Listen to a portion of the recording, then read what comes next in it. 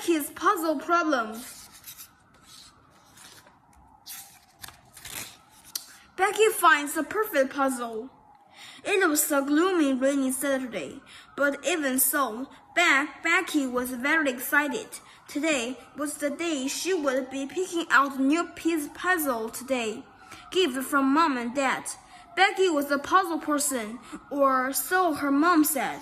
She had started with baby-sized one once, progressed to 50 pieces, and 100, and then 200. Now it will be a bigger challenge, her first 300-piece puzzle, and even better, she had a 3-day weekend ahead to put it together.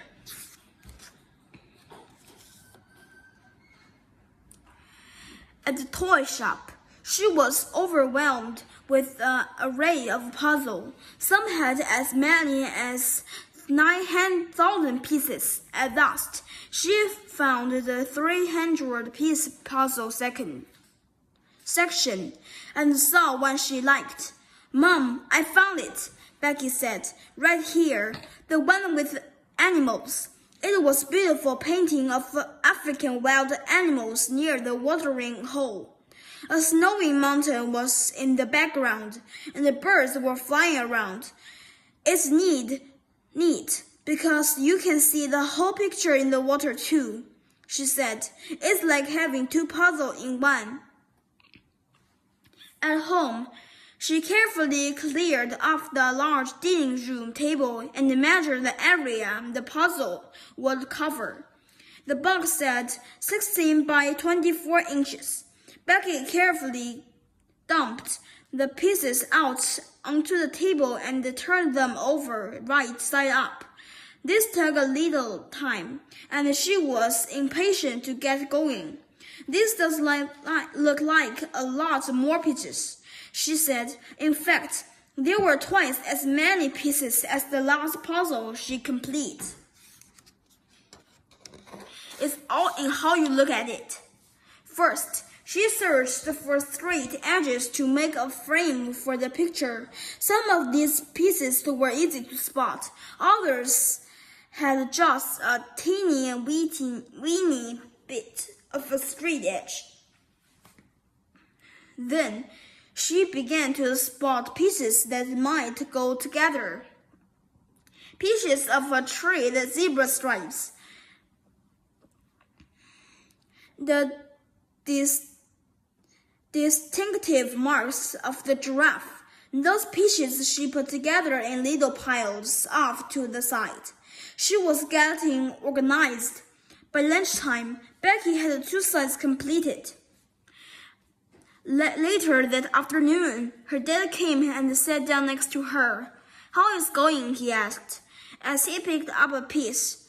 Okay, Becky said, but this is taking longer than I expected. I always look for a shape first, Dad said. It's a trick I learned from my father. Becky looked up at her dad. Grandpa John. Try as she might, Becky would not imagine her father was a little boy doing a puzzle with Grandpa. Dad said, I put all the ones with the loop out over here, and the long ones over here.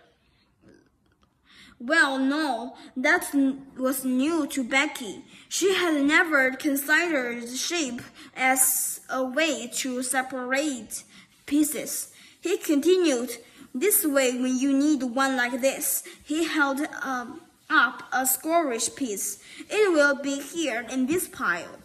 Dad pushed his piece in place and said, got one.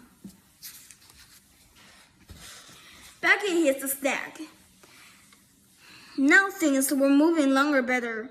The giraffe's head was easy, but then Becky hit a snag too many grassy areas that all looked like. Even the shape trick wasn't working. She was getting tired, hungry, and a little discouraged. The day had gone by fast. The rain had stopped, and it was dark outside. Time for dinner, Becky, called Mom. Your favorite mac and cheese.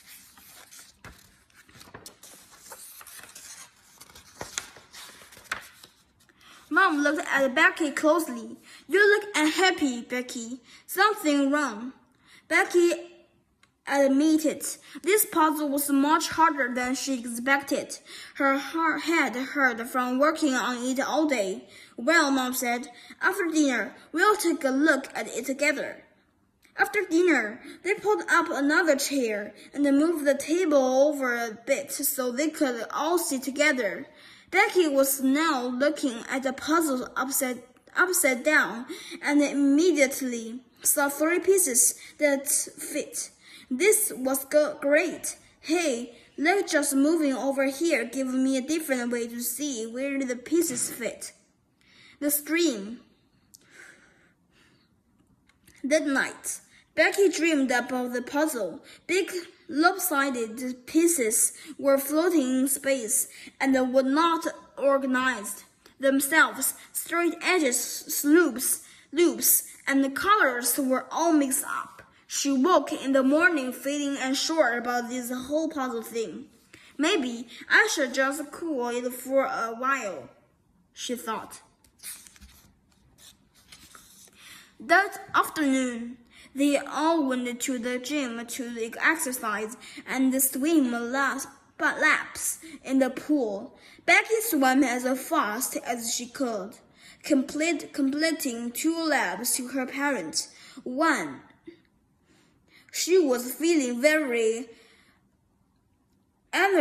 energetic. For a while, Becky completely forgot about her dream and the puzzle. When they all returned home, she was eager to start her puzzle again. Another point of view.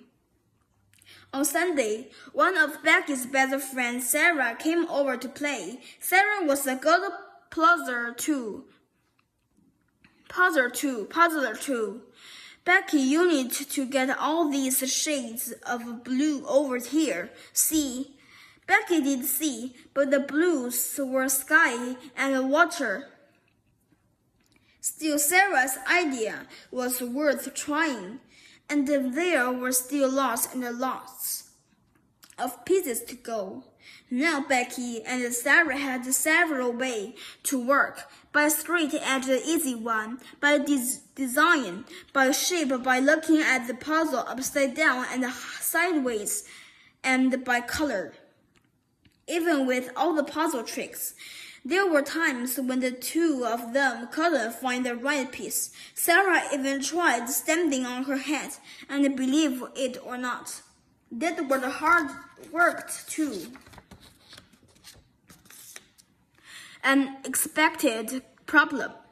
By Monday morning, the puzzle was nearly complete. By Monday afternoon, less than 10 pieces were left, and Becky was starting to celebrate. It was a beautiful picture, but wait, a piece was missing. Becky looked on the floor, on the couch, even under the puzzle. Mom, Dad, she hollered, a piece is missing. They combed through every inch of the dining room and the kitchen. They checked under the rug in back of the bookcase, underneath the couch. Conscience, no puzzle piece anywhere. Becky's mouth was turned down. A defective puzzle. Who would have known? It was 300 pieces. It was 299. Okay, Becky, I have an idea, said Dad.